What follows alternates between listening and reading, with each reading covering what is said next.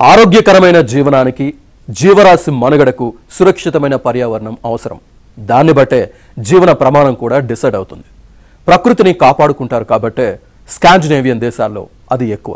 మరి మన దేశం పర్యావరణ పనితీరు సూచీలో ఎక్కడుంది? అసలు మన దేశంలో గాలి స్వచ్ఛమైనదేనా?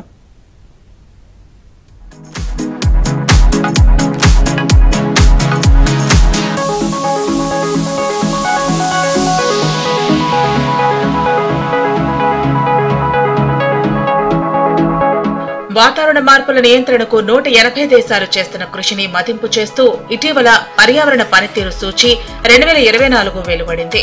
స్వచ్ఛమైన గాలి, నీరు ఆరోగ్యవంతమైన జీవనానికి అవసరం. అయితే మనిషి స్వార్థానికి ప్రకృతి వ్యవస్థలు దెబ్బతిని విపత్తులు సంభవిస్తున్నాయి.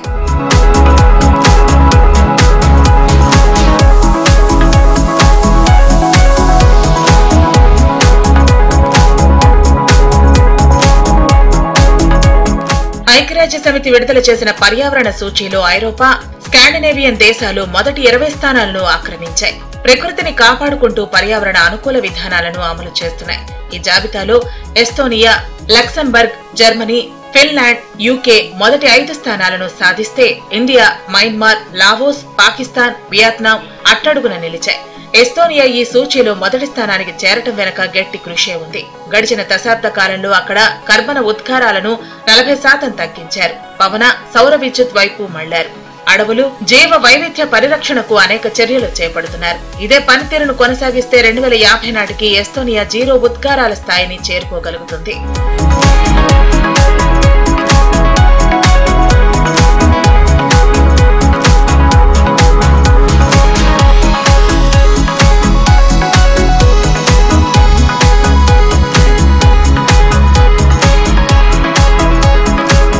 అమెరికా తాజా పర్యావరణ సూచీలో 34వ స్థానంతో సరిపెట్టుకుంది.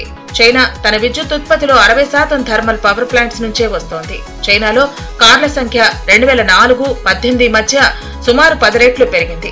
అయితే సౌర విద్యుత్ ఉత్పత్తి, ఎలక్ట్రిక్ వాహనాల తయారీలో చైనా ప్రపంచంలోనే అగ్రగామిగా ఎదుగుతోంది. ప్రపంచంలో అత్యధికంగా అమెరికా, చైనా, ఇండియాల్లో గ్రీన్ హౌస్ ఉద్గారాలు విడుదలవుతున్నాయి. అమెరికాలో తలసరి ఉద్గారాలు చైనా కంటే 80% ఎక్కువగా, భారత్ కంటే 6 రెట్లు అధికంగా ఉంటున్నాయి.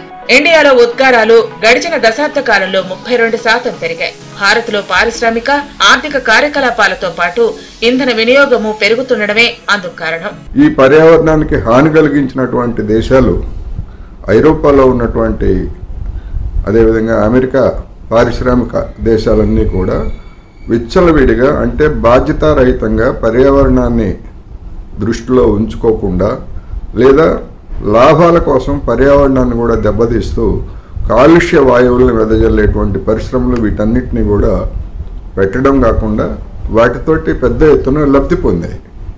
ఇవాళ ఆ లబ్ధి పొందినటువంటి దేశాలన్నీ కూడా ఈ పర్యావరణం గురించి గగ్గోలు పెడుతూ మిగిలినటువంటి దేశాలు పర్యావరణాన్ని పరిరక్షణకి చర్య తీసుకోవాలి అని చెప్పేసి భారత్, చైనా వంటి తృతీయ ప్రపంచ దేశాల మీద ఒత్తిడి తీసుకొస్తున్నాయి.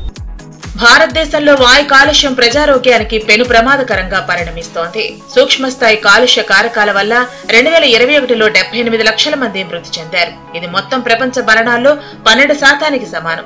180 దేశాల్లో స్టడీ రూపొందించిన ఈ పర్యావరణ సూచీలో మన దేశం 176వ స్థానంలో నిలిచింది. Bangladesh 176, Myanmar 177, Laos 178, Pakistan 179, Vietnam 180 స్థానాల్లో అట్టడుగున ఉన్నాయి. అంటే మన దేశంలో కాలుష్యం ఏ స్థాయిలో ఉందో అర్థం చేసుకోవచ్చు. జింబాబ్వే లాంటి ఆఫ్రికా దేశాలు సైతం కర్బన ఉద్గారాలు తగ్గించేందుకు పవన, సౌర విద్యుత్ వైపు, ఎలక్ట్రిక్ వెహికల్స్ వైపు మళ్లుతున్నారు. మన దేశంలో మాత్రం ఆ ప్రక్రియ చాలా నెమ్మదిగా జరుగుతోంది.